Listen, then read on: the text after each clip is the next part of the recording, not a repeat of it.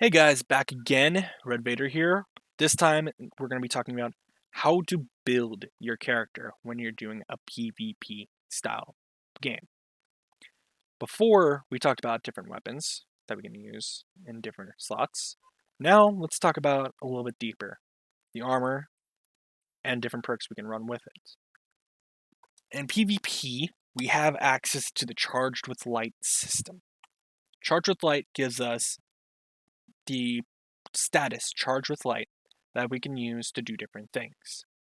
In addition to that, we also have standard weapon perks, or standard armor perks, I should say, such as reloaders, energy transfer, or different ability centric mods, or mods that affect our direct stats itself, as seen in the right hand side of the screen. With these, we can adjust our build to go further into what we want to do. So, for instance, as a warlock, we want to have max recovery and then max of either discipline or strength, depending on what you're running with your build. This one, I have max strength, max recovery, cause Ahamkar to have a second melee charge, showing that I'm a very heavy melee focused build. I'm using stasis, which will give me a ranged melee. When I get frozen targets, I get weapon damage buff, and using that, killing frozen targets will allow me to get more super energy. As you can see, this is very focused around the melee ability of this subclass itself. How do we get charged with light? You might be asking. There's a few different ways. We'll go into this last category for weapons and armor mods, and we could see charged with light mods. So taking charge, shield break charge, empowered finish, etc., etc. You would look for mods that make you say become charged with light by doing something. So for instance, picking up an orb of power, we get a charge with light times 1. We can also use things like swift charge, which will get us charged with light if we get 3 kills back to back with a pulse rifle, or SMG, or a sidearm. Another thing we can use is rely on our teammates.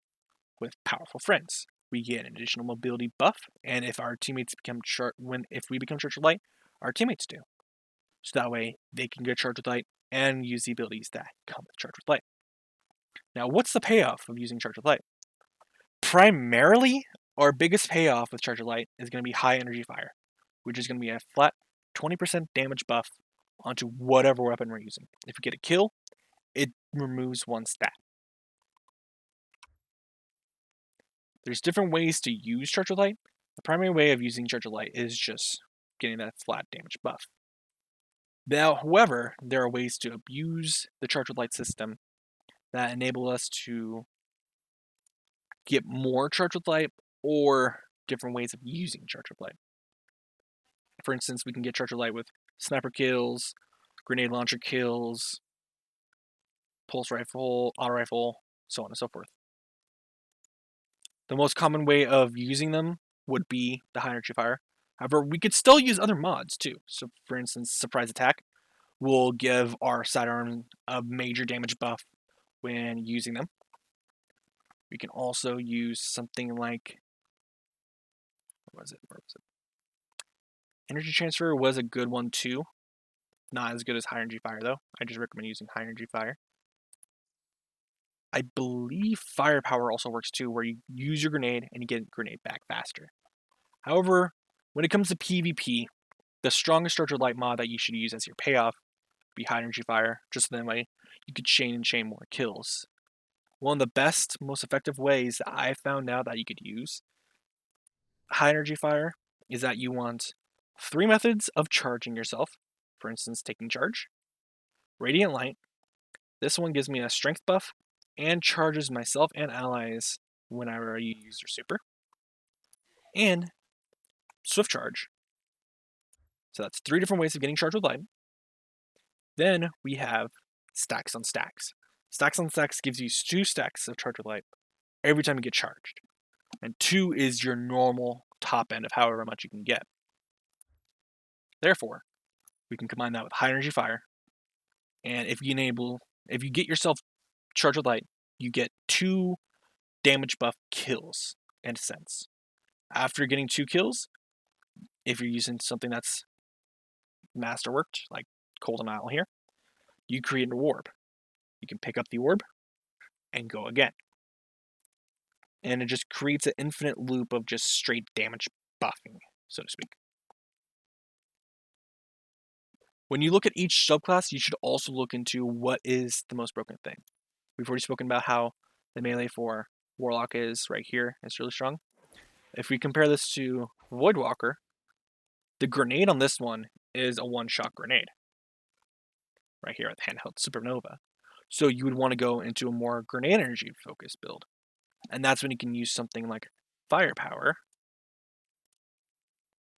And you get more and more grenade usage out of that. If you want to get charged with light by using grenades, you can use something like Charge Harvester, getting charged with light off of just any kind of kill whatsoever. Or picking up orbs of light, things of that nature. However, in my opinion, the best way to do it is the following. You want to have taking charge 9 times out of 10.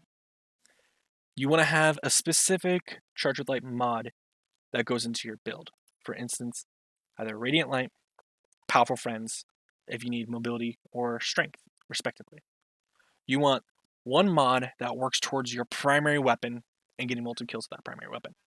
Like Swift Charge, Blast Radius, things of that nature.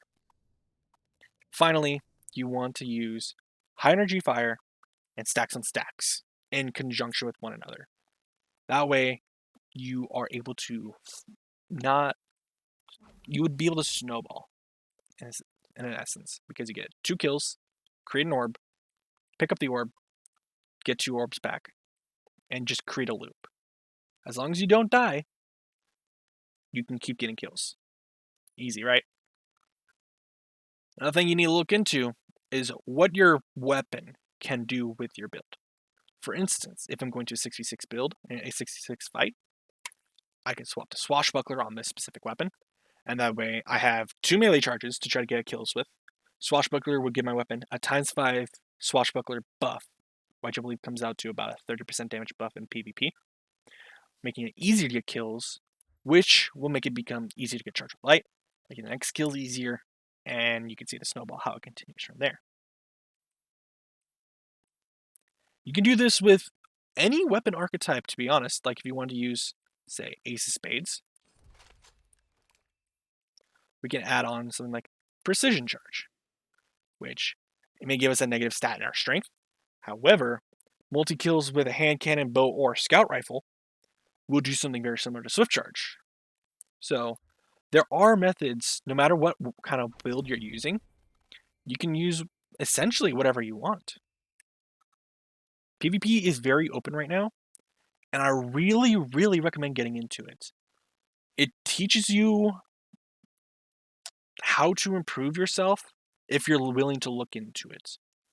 If you're looking for endgame content that you can use, that is essentially always playable, PvP can be that thing you're looking for. Thank you for watching. See you next time.